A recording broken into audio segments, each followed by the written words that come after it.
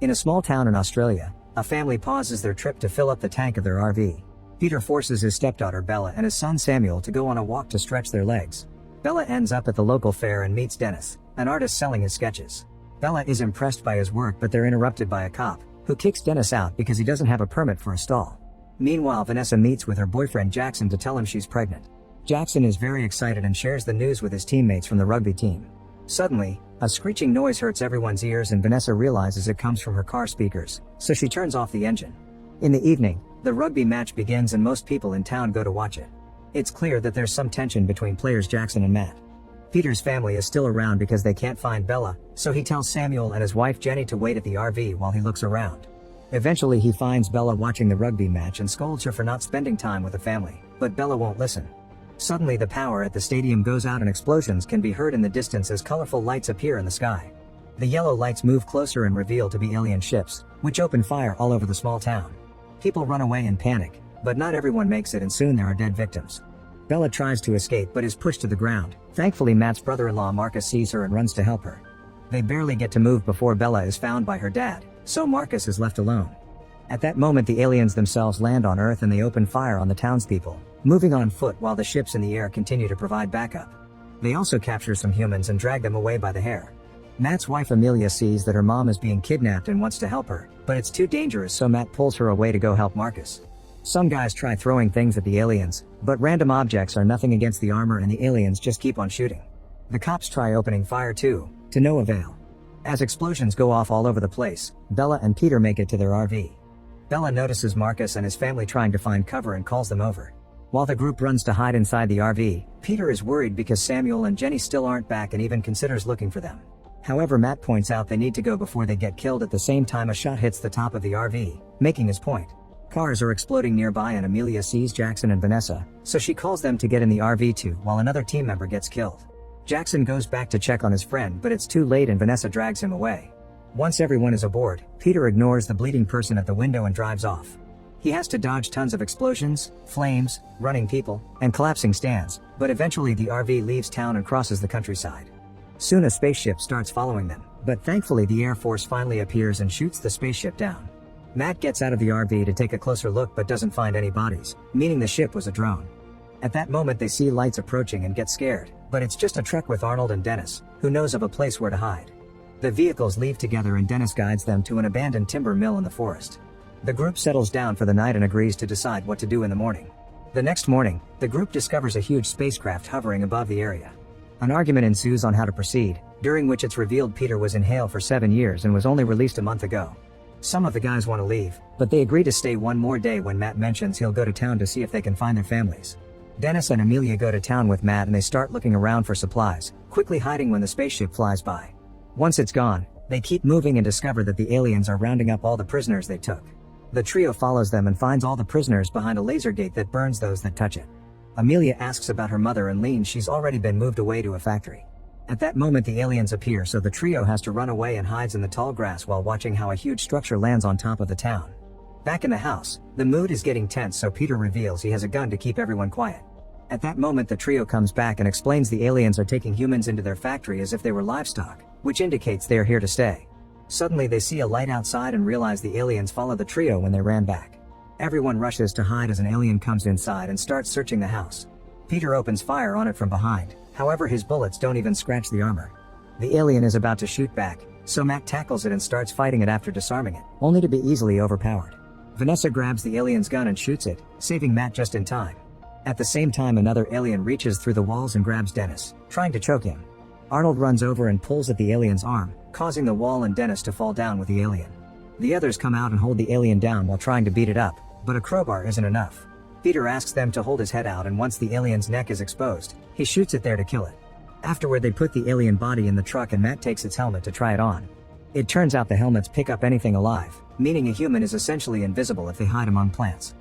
The guys that know how to shoot teach the rest of the group how to do so, that way they can use the guns from the 2 aliens they killed. By hiding in the forest, the group waits for aliens to come by and shoots them from afar, effectively bringing down their numbers. The more aliens they kill the more guns they gather, allowing them to start attacking containers carrying human prisoners to save them.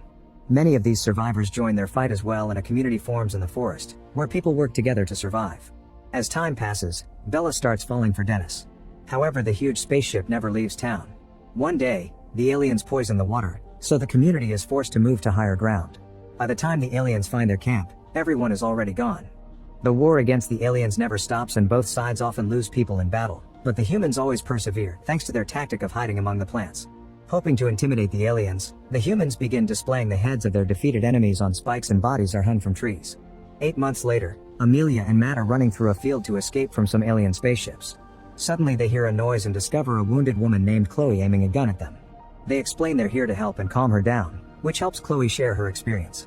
The aliens experimented on her and half the prisoners, while the other half is being forced to work planting alien food. Chloe stole a glowing device before she escaped and gives it to Amelia together with the gun. At that moment an alien reaches through the plants and captures Chloe, so the couple has no choice but to run. Another alien jumps out and grabs Matt by the neck, however it isn't wearing his helmet so Amelia can hit it in the face and make it drop Matt. The couple keeps running and reunites with a team that is getting explosives ready. Soon the alien outpost blows up, bringing another victory for the humans. Before the group leaves, Amelia notices that the aliens are helping each other evacuate. Afterward the group returns to the camp and learns that Jackson's team captured an alien, who was brought as a prisoner to get some information. Peter and Amelia scold Bella and Marius for risking their lives just to capture an alien, but the teens are tired of being treated as kids. When Matt mentions that the aliens are experimenting on humans, Peter starts beating the prisoner up with such anger that the others have to stop him. Moments later, Amelia shows the alien the device she got from Chloe. The alien's finger activates it and it reveals a hologram, which details how the aliens have been watching Earth for centuries. Suddenly the device is turned off by Matt and a frustrated Amelia rushes out of the tent. Meanwhile Dennis shows Bella that he's burning all his cash since it doesn't have value in the current world. Inspired by his philosophy, Bella throws her phone into the fire too. Then Dennis gifts her a portrait he made of her and the duo ends up seeking a private spot to do the dirty. Back to Matt, he tells the others what he saw in the hologram and Peter decides it's time to kill the prisoner. Jackson protests because he still thinks they can use it for information, but he's just pushed aside and Peter beats the alien up to death with unleashed fury. Sometime later, Matt announces that they're going back to the factory to rescue the remaining prisoners. Jackson is going although Vanessa would prefer him to stay since the baby is coming soon. At the same time, Amelia leaves the camp alone and finds a farm where the aliens are keeping humans as slave workers. She carefully sneaks around and steals a crop before running into the forest, where she's blinded by a light. Back at the camp, Peter finds the drawings Dennis did of Bella and threatens him for showing interest in his daughter. The conversation is interrupted when Vanessa starts feeling contractions, so Peter takes her to a tent while Dennis rushes to get Jackson. He finds the team and gives them the news, causing Jackson to immediately run back. This gives away their position and the aliens open fire on them. A gunfight ensues and the human team tries to hide, but many of their guys quickly get wounded including Matt. Marcus doesn't give up and keeps on shooting back, trying to buy time. Suddenly a spaceship appears at the camp, thanks to the tracker in the dead alien's armor. As the fire starts destroying their home and killing people, Peter, Bella, and other adults take Vanessa to the middle of the forest, where she keeps on screaming as she gives birth. A survivor thinks this will get the aliens' attention and grabs a tool to knock Vanessa out, but Peter stops him. Both men start fighting in the mud and after lots of struggle, Peter ends up killing the guy. Meanwhile Bella helps Vanessa give birth to a beautiful baby girl, who Vanessa names Allison before passing out. Bella notices there's lots of blood coming out of Vanessa and Peter rushes to do CPR, but it's too late and Vanessa dies of blood loss. At that moment, the Australian army arrives and starts killing aliens to rescue both Matt's team and the few survivors left in camp. In just a few minutes, the soldiers take control of the area and the humans are safe. Jackson manages to reach the forest and clings to Vanessa's body as he apologizes for not being there for her. Afterward the army takes the survivors away in their trucks. Major Davis explains they heard about a resistance group in the forest and that's what they came. Apparently Matt's team is seen as heroes and inspired the soldiers to keep fighting. By the time they make it to the base, Matt is still unconscious so he's left at the infirmary. The others bury all the bodies and after taking a minute to grieve, Peter announces he wants to go back to find Jenny and Samuel. Amelia stops him and promises they'll go to the factory later when they're better prepared. Davis overhears this and takes them to see Colonel Grant, who shares what they know. The aliens have some kind of biological weapon, probably a toxin or pathogen designed to wipe humanity out. Intel indicates the weapon has been moved to Sydney and the military is planning to attack to retrieve it, but they need a distraction. Grant asks Amelia's group to go with Davis and attack the factory to be that distraction, which should go smoothly since they know the territory. Most of the group agrees to help, but Jackson quits. After saying goodbye to Matt, Amelia joins Davis and a few soldiers together with most of her team. Arnold wants to come but he can't because of his broken arm. As the group makes their way to the small town, they find too many aliens patrolling the roads.